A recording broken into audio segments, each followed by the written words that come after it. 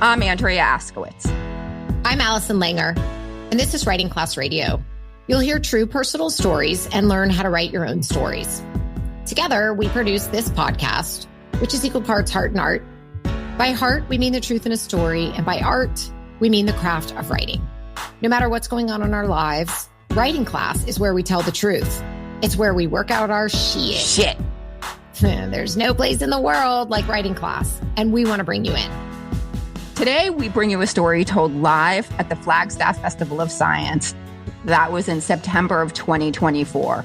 This is the second year we've collaborated with the Center for Ecosystem Science and Society, which is called ECOSS, at Northern Arizona University. And I just want to say I feel so lucky to get to work with these brilliant people. I know, me too. Yeah, not only because they're brilliant, but because they're trying to save the planet. Yeah, they are.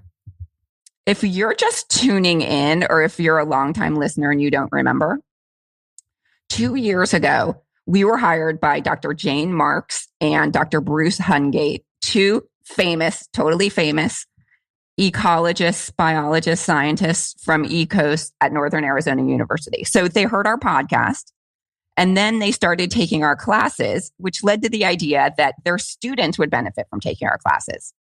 Our online classes, yeah. And then they even came in person. Yeah. So we've been doing online classes and in-person classes. Oh, well, Jane and Bruce came to our, right. Yeah. They're loyal. Like they're full-timers. Yeah, they are. They come to lots of our classes. We love them. Since then, we've been doing in-person workshops and online workshops with their students to help them personalize their science stories. And the stories are amazing. The thing is, I've learned so much about science because I've been like drawn in by their personal lives. So on this episode, we're talking about making connections from your personal life to what you study. And we're also talking about being vulnerable because everyone will love you more. We promise. Today's story is by Megan Quinn. She's a master's degree student in the biology department at Northern Arizona University. Back with Megan's story after the break. We're back. I'm Allison Langer, and you're listening to Writing Class Radio. Here's Megan Quinn reading her story live at the Flagstaff Festival of Science. Her story is called Destruction and Regrowth.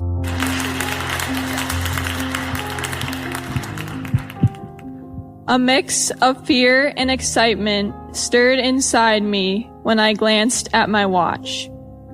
Almost lunchtime. I just had to finish this transect. I was on day 6 out of my 8-day hitch studying a recent fire scar, and my whole body was covered in ash. I headed back to the truck among the burnt and brittle trees, their blackened limbs hanging like ghosts over my head. My trail mix bag was full, and I knew I should dump a small portion into my container. That was my rule. But I was exhausted. Too tired to grab the container from the back seat, I reached inside the bag. And that's when I lost control. It was like a trapdoor opening over a bottomless shaft. I had the urge to eat everything in the world. I shoveled popcorn and nuts into my mouth, half of my brain screaming to fill the pit, and the other half screaming to stop. When half of the 30-ounce bag was in my stomach, I threw the bag into the truck. My brain shouted, "You're a failure. You can't control yourself." This feeling was crippling. I've always made sure I had the highest grades and was the most gnarly skier and mountain biker. Because maybe if I was the best, I would have worth, some justification for being alive. When I moved to Flagstaff to attend graduate school in biology here at NAU, suddenly I felt as far from the best as I've ever been. I was the youngest graduate student, and I assumed the least competent. Flagstaff sits at 7,000 feet above sea level, which is pretty high. With my sea level lungs and larger build, I no longer felt like an athlete. Without my best student status and athleticism to support my self-esteem, I didn't know who I was anymore. Since my undergraduate, I've struggled with food. I felt ashamed at the amount of food I ate to support my active lifestyle. I became seasoned at playing tiny games of restriction, and I discovered it gave me a sense of control. When I was in control and able to restrict my food intake, I lost weight and people complimented me. Voila, I found an identity. I had worth. My food restriction led to anorexia, the mental health illness with the highest death rate. This restriction completely took over my brain and my life. One time, I sat with a friend on the edge of a mountain bike trail while she wheezed from an asthma attack. She was scared and needed her friend. But the only thing I could think about was the extra workout I need to do to make up for resting. I was experiencing physical symptoms of anorexia, exhaustion. When I drove, I was unable to keep my eyes open. Cold. I was constantly shivering. Incontinence. My pelvic floor muscles had wasted away so much that sometimes, while I was working out, I couldn't hold in my pee. That winter, I went home to visit my mom, and she was shocked at how skinny I looked. My friends pressed on me what I was eating. Their comments immediately made me defensive. I had built my identity around this disorder, and if they tried to take it away, I didn't know who I would be anymore. But after some thought, I realized I needed to feel better, especially for the upcoming summer of intense field work. But I was terrified of gaining weight. The solution I came up with of instead of eating more with the group, I would sneak out to the car to eat. That way, I felt in control of my food intake, mostly raw vegetables, and didn't have to worry about anyone seeing how much I ate. When I started this routine, I realized I was starving. But what I didn't realize that my perception around portion size was so distorted that even though I was eating too little, it still felt like I was binging. After lunch on day 6, I headed to an older site that burned 17 years ago.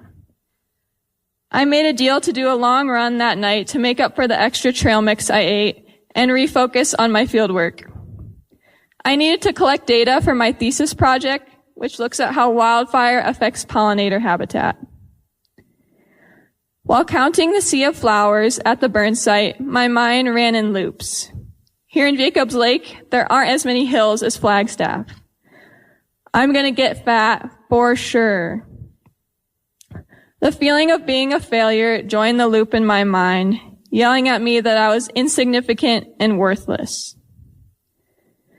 A week before my second year of graduate school began, a friend sent me a video about an influencer who died from a diet of raw fruit and vegetables.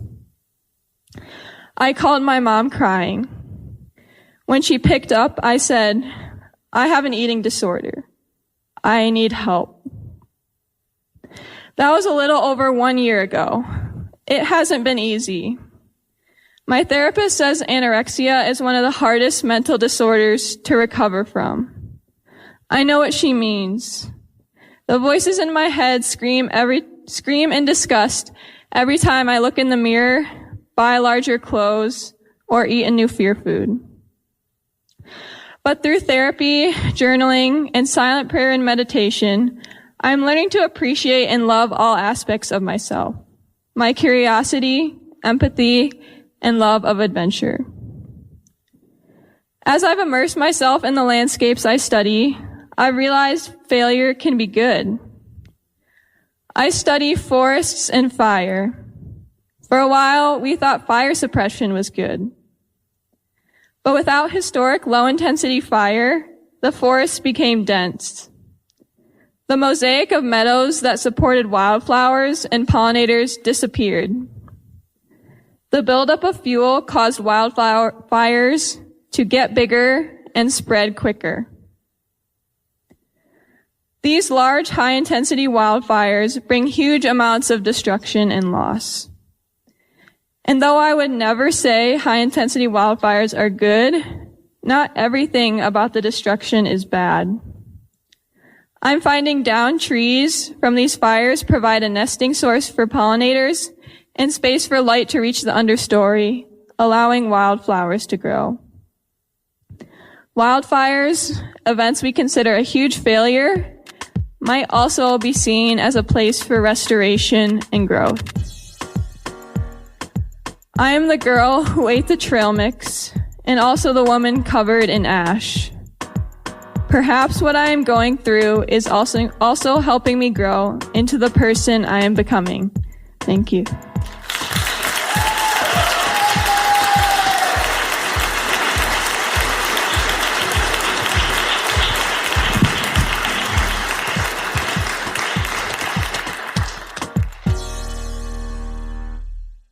I love how she brought together the failure, the idea of fire being a failure, and then the idea of fires doing things that help for regrowth, like how downed trees allow flowers to grow.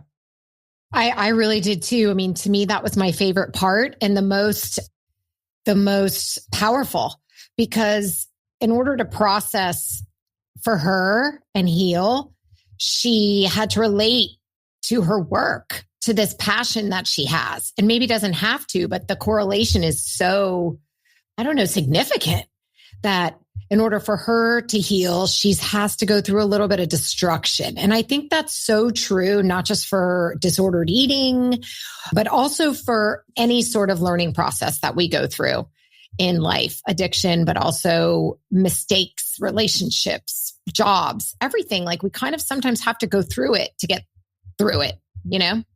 Yeah, I think you're a big proponent of that. Like you think that like it's important for our kids to like fuck up so that they learn on their own. Yeah, I get that. The part that I was most impressed by, or like, I just thought that like her honesty, like the way that she was just willing to tell with such specific details about her portion control, about, oh my God, like when her friend was wheezing, all she was thinking about was how she was going to have to make up that workout. And then what about the way that she realized that she really had a bad situation because she had the symptoms of anorexia. Like she was always shivering, but also sometimes she couldn't hold in her pee. Like that, being that specific, just that said everything. Yeah. Oh my God. This is not an adult, like we've been through it. We've peed all over the floor in the doctor's office. Like this is a kid who's still under the pressures of, maturity, growing up, just the way kids are just hard on each other. Well, kid to us, I mean, she's probably in her 20s. She's a grad student. I know, but my God, they're so influenced by everything. They're still trying to be liked. I mean, I'm still trying to be liked, but like we were talking about earlier, I don't care so much about fashion anymore. I'm like, these are comfy. I think I'll wear them. Right. But would you admit to an eating disorder? No, peeing. I'd probably admit to peeing before I would admit to an eating disorder. Oh, come on, admit.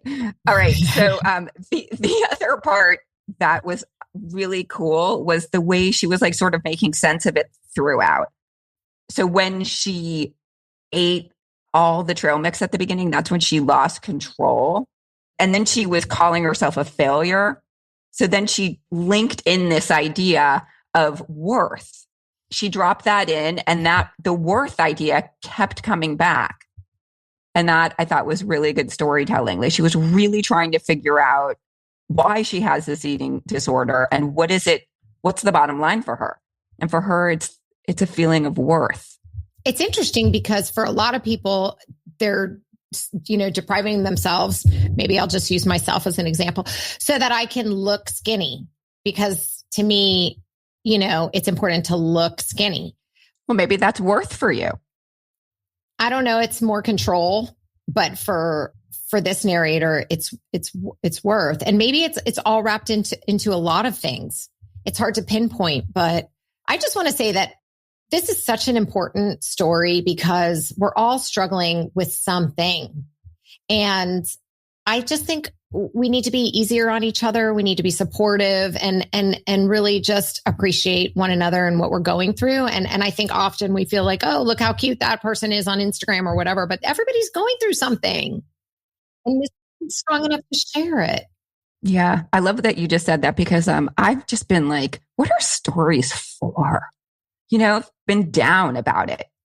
But when I hear this story, I feel like this story really matters. And maybe I always say that, but this one, I feel like really matters. It matters so much to Megan Quinn because here she is like figuring herself out.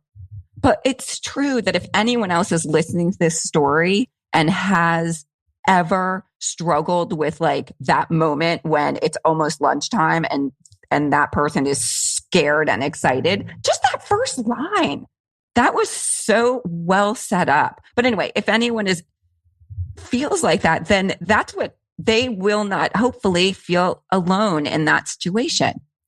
And that's the coolest thing that Megan Quinn is doing. Well, one of the cool things. Yeah. But I mean, just the magic of crafting this story. She's not just she's really telling two stories and linking them together, which I thought was kind of cool. Yep. Tying in, because this was a science festival. So she couldn't just tell this one story. She had to really relate. And she found meaning in her work and how it related to her. And she could appreciate the understory and the fires and the wildflowers so much more and then maybe she was able to look inside herself and say, okay, I'm not a failure. This is just, I'm on my way to restoration. I needed this for other things to grow.